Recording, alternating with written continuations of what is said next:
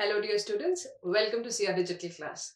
Today we are going to study about residential status and how do we determine residential status. Let's see how important this topic is.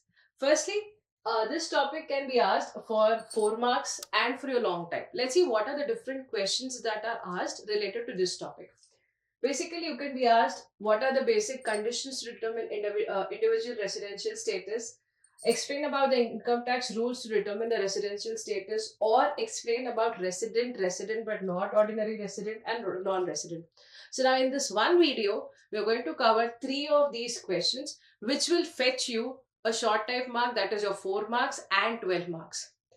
So this one video can resolve your double problem. Now, here you can see this type of question where only the conditions are asked is asked for short type. Then you can see another question here which is for 15 marks. Now, your doubt may be as in why 15 marks. Now, this paper pattern was set up in the lockdown time, and at that time, long questions were asked for 15 marks. So now you don't have to worry about it. Your paper pattern is going to be for 12 marks only. Your question will be asked for 12 marks. So for short type, any of these conditions can be asked, and for long type, you will be asked what are the rules or what are the steps on how residential status can be determined. Let's see what is the meaning of residential status, what are these conditions, all of this confusion will be solved soon. So, my dear students, as we have just read what are the important questions or what are the questions that are frequently asked about residential status, let's see what is the meaning of residential status, how do we determine it, which section tells us about residential status. That is all that we're going to discuss in these units, these slides. So, the first part is in which section of Income Tax Act does the word residential status come? Residential status comes under Section 6 of the Income Tax Act 1961, which tells us about what is the meaning of residential status. Now, what is the meaning of residential status? Residential status is the time period or the number of days a person is staying or residing in the country. That is, we are talking about residential status in respect to India. So, we will be seeing whether a person is staying in India or is he leaving the country. If he is staying in India, then for how many days is he staying? All of these will tell us the residential status of the person.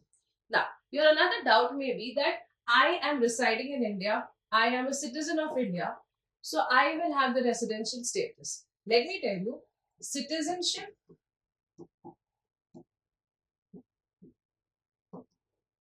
and residential status are two different things.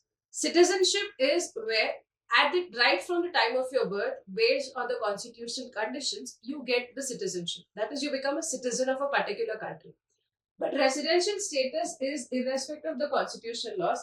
It is based on the income tax rules. That is, based on the income tax rules, if a person is staying in India, in our country, and he's earning something, he or she is earning something, then how do we calculate the residential status and how does it impact on the computation of tax liability of a person?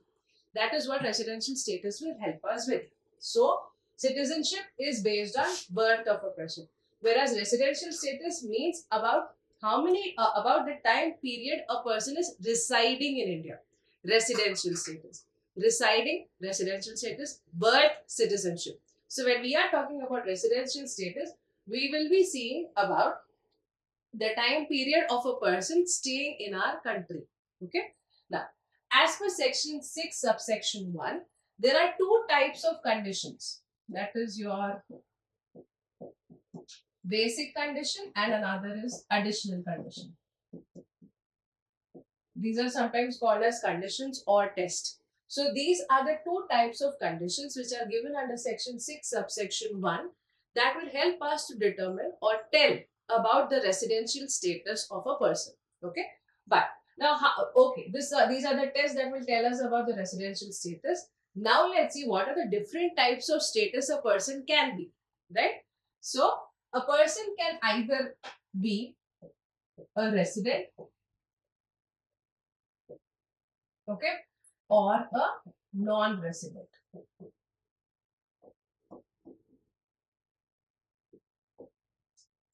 Now, if a person is a resident, this person can be resident and ordinary resident or resident but not ordinary resident.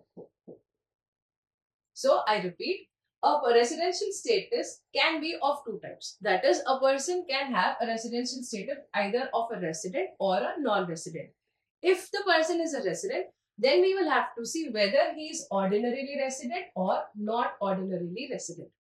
Let's see what is the meaning of each of these. As I told you, under section 6 subsection 1 of the Income Tax Act clearly tells us that there are two set of conditions that a person has to satisfy to understand whether the person is a resident or a non-resident. So the first type of conditions are called as basic conditions. Under the basic condition, the first condition tells us that the person has to stay in India for 182 days or more in the relevant previous year. Now, when we are saying about relevant previous year, here we mean for the period of 2023 to 2024. That is from 1st April 2023 to 31st March 2024. That is the period when you are going to see whether the person is staying for 182 days or more.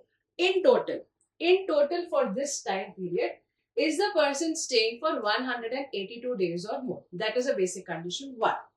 Coming to basic condition 2. Basic condition 2 tells that the person has to be stay in India for 60 days in the previous year. Now, what is our previous year? 2023 to 2024. And there is an and over here which has some importance. And 365 days in 4 preceding previous years. That means if our previous year is 2023 to 2024, we are talking about 4 years before this. So that will be 2022 to 2023, 21 to 22, 20 to 21. Okay. So before the previous year, the 4 preceding previous years. In total of those 4 preceding previous years, the person have to stay for 365 days. Now, a basic condition 1 is quite clear, which says that in the previous year, the person has to stay for 182 days. Basic condition 2 has 2 parts. One part says that 60 days in the previous year, and the word and means that if 60 days in previous year is satisfied, along with this part also needs to be satisfied. So this is in 2 parts, you can see. So that is the reason 1 plus 2 and 2. 60 days in the previous year and 365 days in 4 years preceding to the relevant previous year. Now, these are the basic conditions. Now, let me tell you, coming back to our residential status over here, our basic condition will tell us whether a person is a resident or a non-resident. Okay. If both the basic conditions are satisfied, the person is called as a resident. If both the basic conditions are not satisfied, then the person is called as a non-resident. So when both 1 and 2 conditions are satisfied, the person will be called as resident. And if none of the conditions are satisfied, the person will be called as non-resident. Now, some students may have a doubt asking, what if one basic condition is satisfied?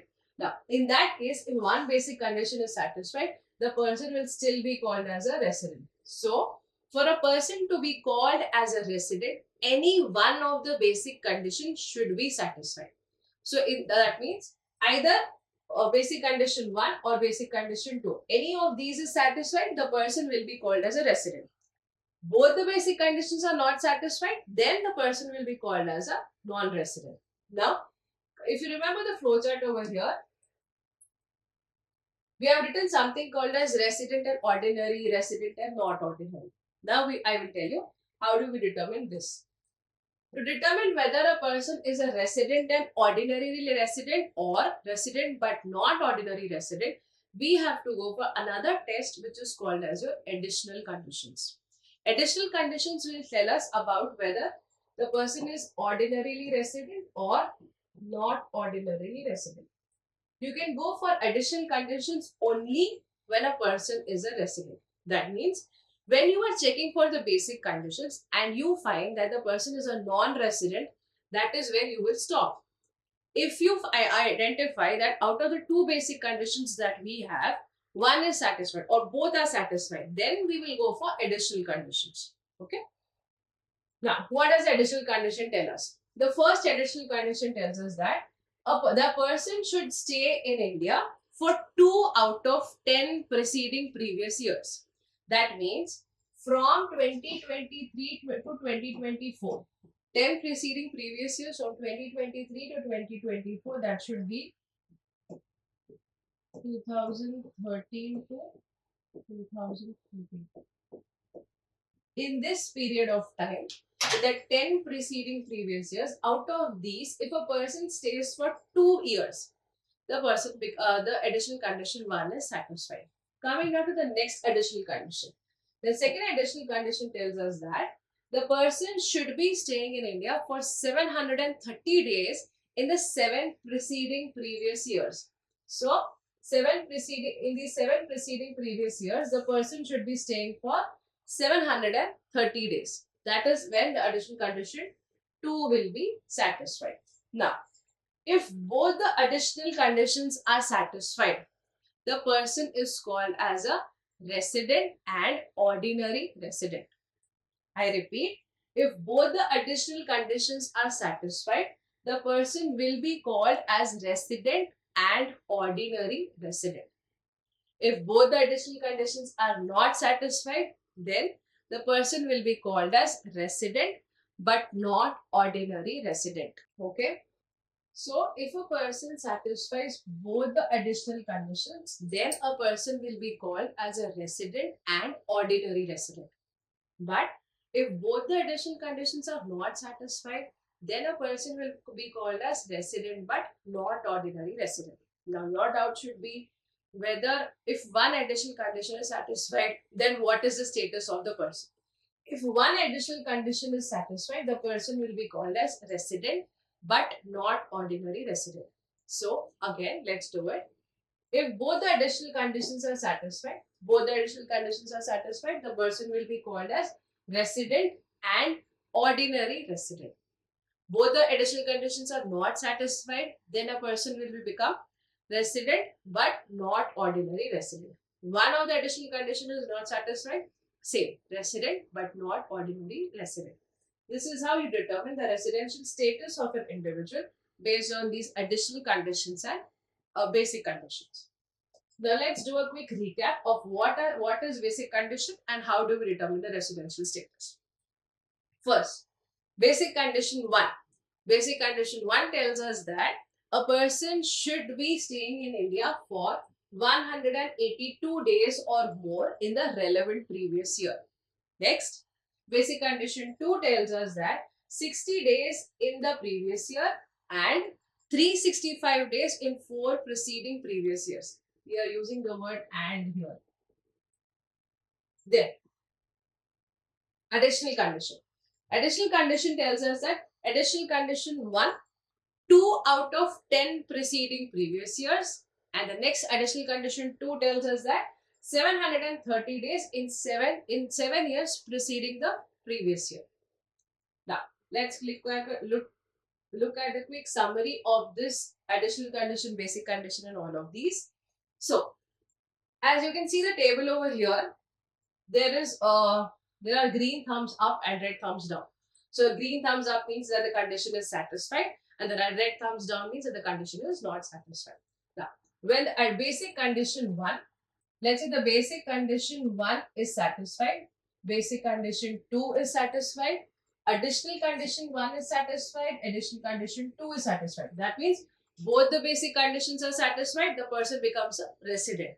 Then both the additional conditions also are satisfied, then a person becomes resident and ordinarily resident. We can call this as ROR for our reference.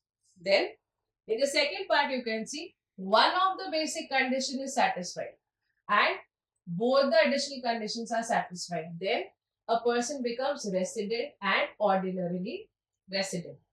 Next case, one of the basic condition is satisfied, both the additional conditions are satisfied, the person will be called as resident and ordinary resident. Simple way to understand. When both the basic conditions are satisfied, the status will be resident. Both the additional conditions are satisfied, resident, ordinary resident. If any one of the basic condition is satisfied, the person is still called as a resident. If one of the additional condition is satisfied, then the person will be called as resident but not ordinarily resident. So you can have a look at this table and assess to understand how do we determine the residential status. If you look at the last part here, it clearly says basic condition 1 is not satisfied, basic condition 2 is not satisfied. Don't apply the additional condition. Only by looking at the basic conditions itself, we can tell that the person is a non-resident. Okay, this is how we determine the residential status of an individual. Now, these are the basic requirements for any person to fulfill to identify or to determine the residential status. Let's see some exceptions to this rule, or what are the different ways where these conditions will not be applicable always. Now, there are some citizens who are called as special category citizens. Who are these special category citizens? People who are leaving the country for some employment purpose, either whether it is government or non-government. Now they will be leaving the country, and for them the same rule book will not be applied. That what is our rule book? Two basic conditions, two additional conditions. This may not be applicable for these people. Or people who are working in the Navy or in Air Force, they do come to India, they leave again and again they come back. So there is no constant stay of these people. In these cases, residential status rules of additional basic condition and additional conditions may not be applicable always. How do we do it then? For these special category of citizens, only the first basic condition. What is the first basic condition? It says that a person should stay in India for 182 days or more. So, if these special category citizens are staying in the country for 182 days or more, they automatically get the status of resident. Okay, this is the exception to your normal rule book of additional condition and basic condition. Another case, let's say there is some person of Indian origin has come to India for some stay, for a stay period, and their income and that person's income is less than rupees 15 lakh. Okay, if the income of this person of Indian origin who has come to India for some period is less than rupees 15 lakh, even to this person the same rule, that is basic condition 1, is applicable. Okay, so again I repeat, only basic condition 1 is applicable for two different types of people. One, called as a special category citizens. These are all the people who are leaving the country for some employment purpose. For them, basic condition 1 is enough to determine the residential status. Okay, then another way, let's say there is a person of Indian origin who is coming to India for stay here for some period of time, and his Indian income, I am repeating, this is his Indian income. What is Indian income? I'll tell you now. His Indian income is more than 15 lakhs. More than 15 lakhs. In that case, we will only be seeing whether this person is staying in India for 120 days or more. No basic condition 1, no basic condition 2, nothing of it. If a person of Indian origin is coming to the country for stay of some period and his income is more than rupees 15 lakh, then we will be seeing that whether the person is staying in India for 120 days or more. Another case, say the person is coming to India who's a person of Indian origin, and he is staying in India and is generating an Indian income of rupees 15 lakh or less than that. Only basic condition 1 will be seen where 182 days or more in the previous year. That is enough to find out his residential status. We will not be looking into two basic conditions and two additional conditions. So this is an exception to the general rule of basic conditions and additional conditions. Now, as we just spoke about Indian income. Now, what is Indian income? Or what is the opposite of Indian income? Foreign income. What is foreign income? What is Indian income? What is all of these? As we started initially, I told you about residential status. Why do we calculate residential status, or why do we have to determine the residential status? Why do we have to categorize people? That is because the liability or the incidence of tax is different for different category of citizens or people. That is, if a person is a resident, then his income that is taxable is different. If a person is a non-resident, then his income or his tax liability is different. That is a reason why in when they are calculating tax liability of a person or computing the total income, for us citizenship doesn't matter. In income tax, residential status matters for us to calculate the total income of a person and gradually the tax liability. So let's see what is this Indian income and what is foreign income. How much is taxable for resident and ordinary resident? How much is taxable for resident and not ordinary resident? And how much is for non-resident? Let's understand that. Now, firstly, there are two types of income. One is called as the Indian income, and next is called as foreign income. Okay. Now, what is Indian income? Indian income is any income that is generated in India. That could be in different ways. That could be rent. Let's say you have a land in India and you are getting some rent of that land. That is Indian income. You are working in India for a company which is situated in India. That is all, and you receive some kind of salary. That is also Indian income. Let's say you have a asset, a capital asset like gold, and that gold you have sold it in the previous year. Okay, and you have received some kind of income after selling that gold. You have sold it in India. It is so that also becomes Indian income. Okay, or you are pursuing any profession. You are a CA, a CS, a teacher, a doctor, any of these, or you have your own business. All of this income that is generated from any of business or the profession also will be Indian income, or any other sources which have their source directly related to India will be called as Indian income. That is, now let's say there is a business which is situated in India and you earn income from that. That is your business. You are receiving some kind of income. Is it not Indian income? It is. So Indian income is wherever the source of income or the where the revenue is generated from the Indian land, that is called as Indian income. And foreign income is obviously opposite of it. All of these from a foreign country will become foreign income. Okay. Now let's see how do we calculate the total income in these three cases. Now, if a person is a resident and ordinary resident, in that case, global income of the person is calculated for tax, or that will become his total income liable for tax.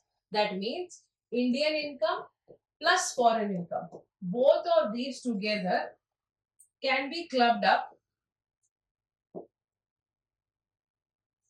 to calculate the tax liability of a person who is resident and ordinary resident. Now, who are these people? These are the people who are staying in India, working in India for last 15 to 20 years of period and have no record of any foreign movement. So mostly those people come under as resident and ordinary resident. Now, if there is any source of foreign income for them, all that tax liability or for that particular foreign income that they are receiving, tax they have to pay here.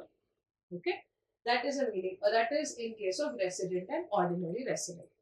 In case of resident and not ordinary resident, who are these people? Basically, you see many foreign nationals who come to our country and are working. Okay, and they just started to work. So now, because they are residing in our country, they get the residential status of resident and not ordinary resident. Now, in these cases, for them, Indian income will be taxable because they are resident and not ordinary resident, plus foreign income. Now, which foreign income? Only that income where the business is controlled in India. Okay, that means the headquarters of that particular office are situated in India. So that can be considered here for resident and not ordinary resident. Then for non-resident, that means the people who are not staying in India, for them only Indian income will be considered for calculating their tax liability. I repeat again. In case of resident and ordinary resident, global income, that is Indian income plus foreign income. Then resident and not ordinary resident, Indian income plus the only foreign income where the business is controlled from India. That will be included in case of resident and not ordinary resident. For non-residents, only the Indian income will be considered for calculating the tax liability. So I hope you have understood the incidence of tax or how much tax will be calculated for each of the different types. So it is important that we understand the residential status of an individual before calculating their tax liability. So that is the reason why this is one important concept which you need to know before calculating the tax liability of an individual. Let's give a quick recap of what we have done. We have started with what is residential status. What is residential status? It is an amount of period or the period of time where a person is staying in India. How many days or how many years? All that will be mentioned under the basic condition or the additional conditions. Now, in which section of income tax is this mentioned? It is mentioned under Section 6 of Income Tax Act 1961. Then, Section 6 subsection 1 will give us about information about that there are two conditions for us to determine the residential status. One, basic condition. Two, additional condition. Then we also discussed that for a residential status, we have four different categories of citizens or four different categories of assessees. A person can be a resident or a non-resident. If a person is a non-resident, then there is no tax liability. He only has to pay tax for the income earned in India. Then, if a person is a resident, in that case, he can either be a resident and ordinary resident or resident but not ordinary resident. Okay. Then we have gone on to see what are the basic conditions. Basic conditions are two types. Two. One basic condition tells us that the person should stay in India for 182 days in the previous year.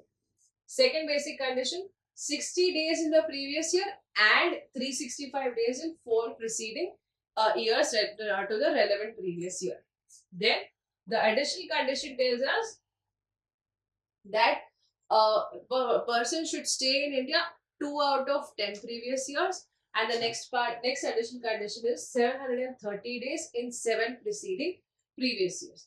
So if both the basic conditions are satisfied, a person will be called as a resident. One of the basic conditions is satisfied, a person will be called as a resident. Both the basic conditions are not satisfied, the person will be called as a non-resident. Then coming to additional conditions. If both the additional conditions are satisfied, a person will be called as a resident and ordinarily resident. If both the additional conditions are not satisfied, a person will be called as resident but not ordinary resident. One of the additional condition is not satisfied, a person will be called as resident but not ordinary resident. So in short, two basic conditions are satisfied, person will be called as resident. One basic condition satisfied, person will still be called as a resident. Then two additional conditions are satisfied, person will be called as a resident and ordinary resident. One of the additional condition is satisfied, person will be called as a resident but not ordinary resident. Both the additional conditions are not satisfied, a person will be called as resident but not ordinary resident. Now, how do we compute in total income?